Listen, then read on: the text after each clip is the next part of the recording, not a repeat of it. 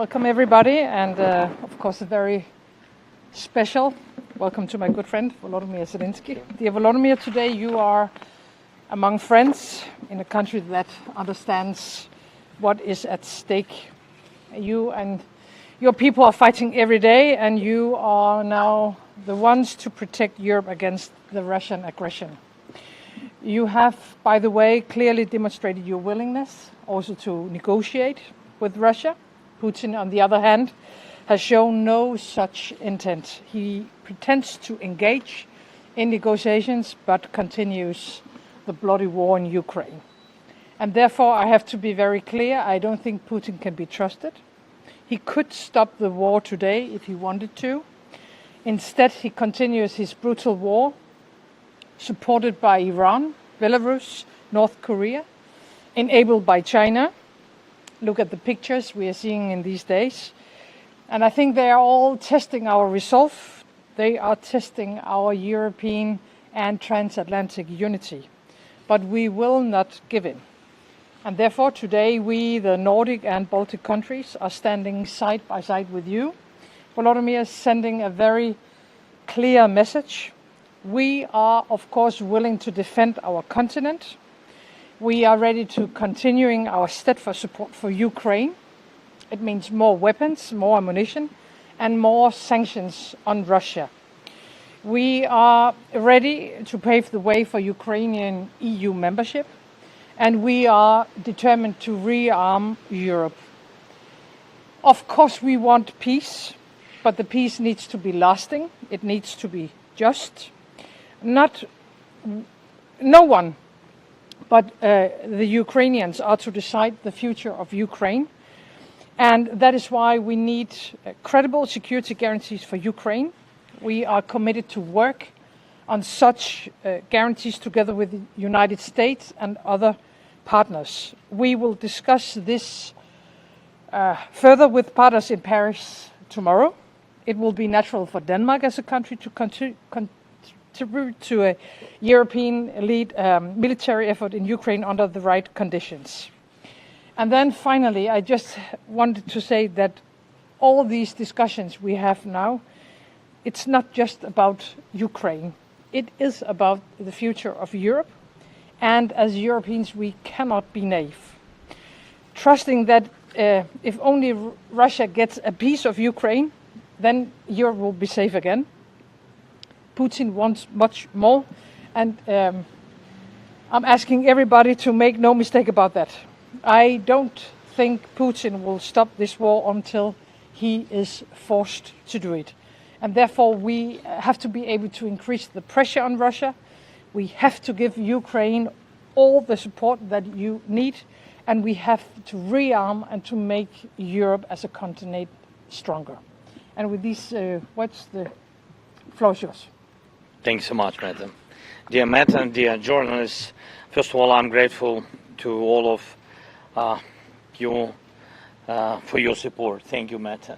And thank you for invitation and organizing such very important meeting with all the leaders, Nordic, Baltic, President of Finland, President of Lithuania, Prime Minister of Sweden, Prime Minister of Latvia, Prime Minister of Estonia, Prime Minister of Iceland. Thanks for today's meeting. Our format of Ukraine with the Nordic and Baltic states really works, and works in a way that also helps others set their priorities. Last night, Russia launched another massive strike, nearly 500 drones and more than 20 missiles, including ballistic, mostly ballistic, by the way, this night. And these are not now regular strikes, several times a week, and a clear signal that Russia rejects any attempt to end the war and wants to keep fighting. We have to assume this is the main Russia's scenario now. And so with today's meeting, we started a more concrete talk with all our partners on two things: defense now, while Russia's war continues, and our defense in future, the security guarantees we need since Russia stays on its course. As for our defense right now, I'm very thankful to Mette, to Prime Minister of Denmark, and to Denmark, to all the people, for its clear leadership in funding our weapons production.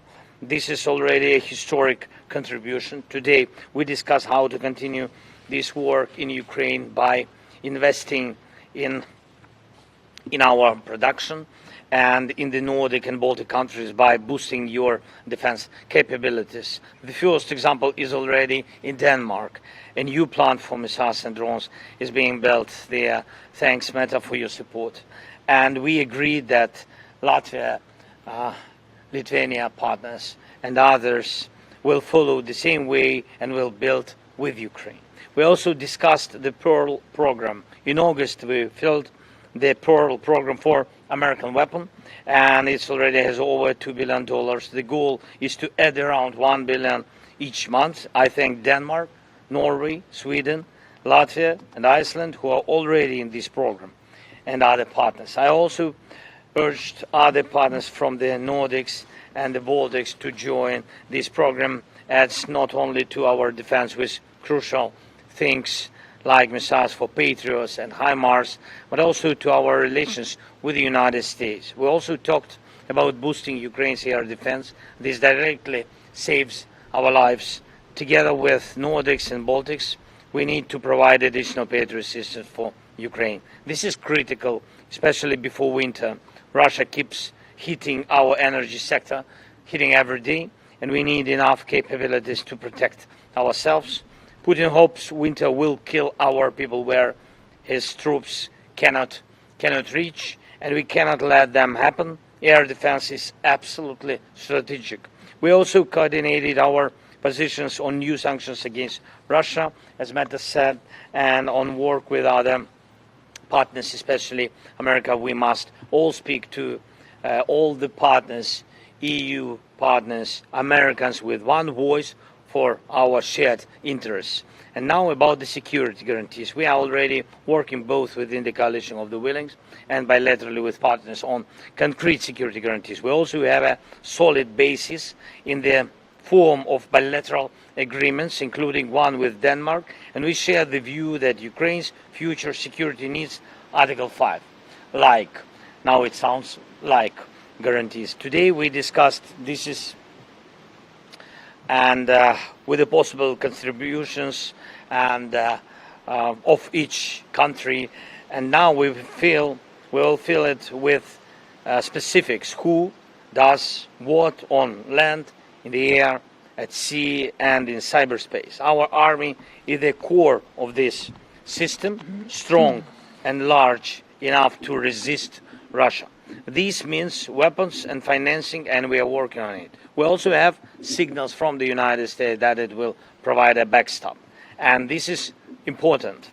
And we also discussed the important role the EU membership will play in the holistic system of the security guarantees in the light of the current presidency of Denmark in the EU. And we are working together to open the clusters.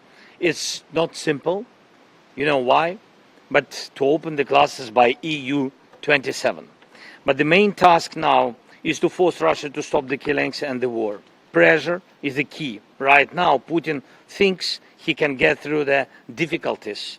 But we know how to change this. The Russian economy is already in a bad shape, with fuel shortages especially telling. Many Russian industries are in the decline, and also telling are the labor shortages and Putin's constant humiliations before China as it tries to sell them as much raw material as possible. All this speaks for itself. Sanctions are really working, and we must keep pressuring Russia with sanctions and with tariffs until it understands that this war will end. And we will work on this with other European leaders, with the G7 and G20, and of course with the US. Peace can only be a joint achievement. I'm sure it will come. Thank you, Mette, again for invitation.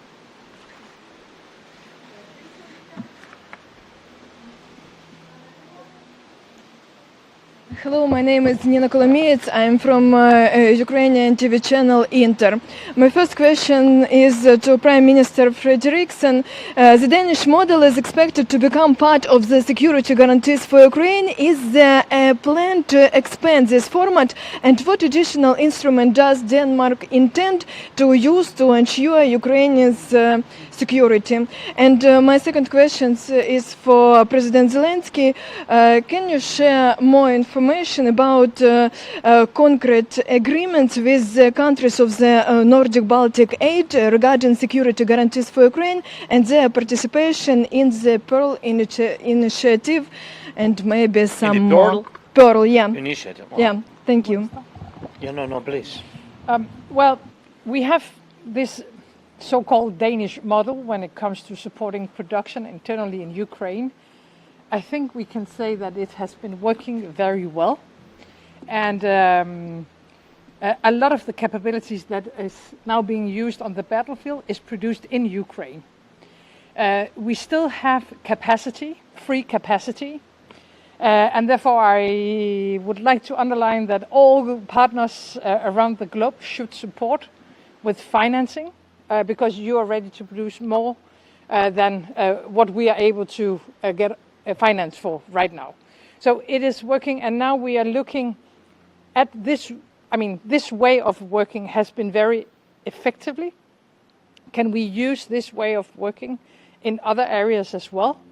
And let me be very clear, maybe the most important part of future security guarantees in Ukraine is ensuring that you have a strong army, a well-equipped and trained Ukrainian army.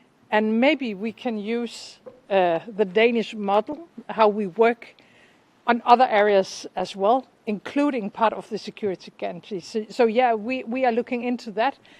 We have said from the beginning of this war that you are not only fighting your own war, you are fighting for the entire future of Europe, and therefore we have to continue. And now we have found a way to make some very concrete results. So we are exploring how to use that in other areas as well.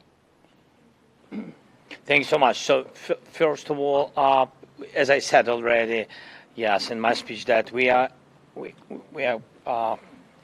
really count on Pearl program, and we have already a little bit more than 2 billion for the American weapon. And now we spoke with Nordic Baltic partners. We count on continuation, and partners support this idea. Yes, then it's really the first program which works after the frozen process from the United States side. So this is good.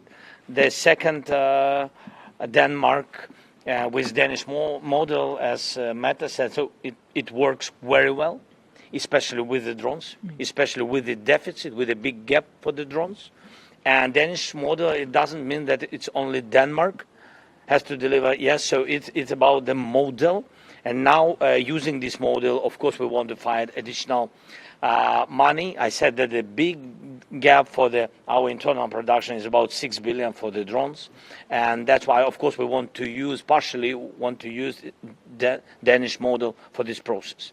About security guarantees, we really have more than about 30 security documents of security guarantees, but they are different. They help us during the war. Yes, we can count on the support of some countries basing on their bilateral contracts with us on the help after the war. But now when we speak about security guarantees from the countries, we need more than these documents. First of all, legally binding. Yes. We don't want to have, risks. We don't want to have risk after this war for Ukraine and for the security of Europe. And it doesn't matter who will be the leader of one or another country. This system has to work, and this is important. That's why I agree again with the Prime Minister. We are basing on our strong army, and for this we need weapon and financing. Thank you. Mr. Zelenskyy, you just said that sanctions are working. Now another deadline from Donald Trump has expired. It was about progress in the meeting between you and Vladimir Putin. Nothing happened. No sanctions. It's not the first deadline. There's been a lot of deadlines. We have seen no sanctions from the United States. We have only seen, since Trump came into office, that the number of attacks on Ukraine have increased. So, do you have any trust in Donald Trump left? Thank you so much. So, first of all, we need United States on our side in this crucial period, in this big war. There is political support from them, bilateral, bipartisan support, and of course, you know, during all these attacks, when we need the air defense, which systems like Patriots has only the United States, or some European friends, but they don't have enough missiles, and all the biggest missile production of Patriot missiles is in the United States. We need this support. We are thankful to the United States and to the President that he supported this pearl. It's not enough, but this is what we have. So our people, children, I mean, family, they attacked each day, and of course, we need Patriots, and we need all this, you know, all these systems, and to be realistic, mostly United States has it. So, but it's not enough. We spoke about 10 additional systems plus. We began to speak with production, and United States supported this, but it's very slow. You're right. Some decisions are very slow. About sanctions, what I had, I can only share with you what format of conversation I had with the United States President. So we spoke that by United States pressure, he can put Putin to the political negotiations. Yes, diplomatic format of dialogue, not the dialogue by weapon. And if Putin will not do it, he said, I asked him to put sanctions, tariffs, any pressure, what you can, on Russia. Otherwise, he will never stop this war. And when we speak about pressure, we mean air defense, we mean weapon deals, we mean drone production, and of course, sanctions. Such signals we gave President of the United States. He said couple of weeks, and he will answer on this. Couple of weeks, in my understanding, it's 2 weeks or maximum 3 weeks. This Monday, 2 weeks ended. Tomorrow we will try to connect with President Trump, and we'll speak about it. Thank you. Yes, also a question for you, President Zelenskyy. The Danish Prime Minister has numerous times been very clear that she does not believe in Putin's intentions. Do you believe in him? And are you willing to give up some territory to be able to strike a peace deal? Nobody trusts Putin. That's why just to give for somebody just territory, and for us it's our law, constitution, it's our life, it's our history, and you know, so it's houses and families, a lot of things which are very, very sensitive. People who lived because of the Putin's attacks and because of the war, their houses, they want to come back. Maybe now, in this day, it's not realistic, but they will come back. They will come back.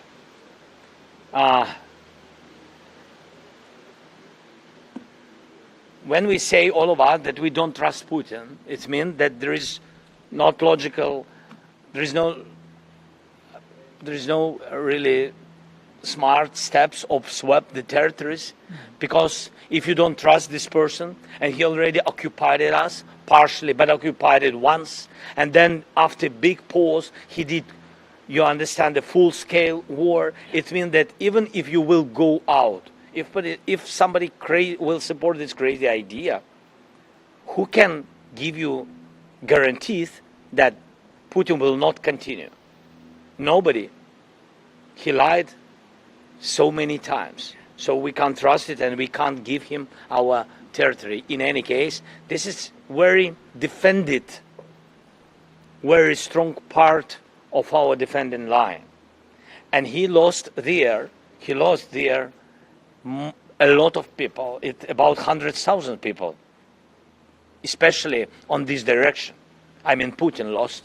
So it's understandable that during almost 4 years, he couldn't occupy even 30% of the one region, Donbas region. He couldn't occupy it. It's understandable. So if he will go further, if he will fight, he will need years. I don't know how many years. But he understands that the question is not only in years, not only in time, the question that he will need to lose millions of soldiers. That's why we will not give him such, presence. Og med det løb vi tør for tid. Tak for I mødte frem. That's it. That's it? Yes. Okay. Thank you. Bye-bye.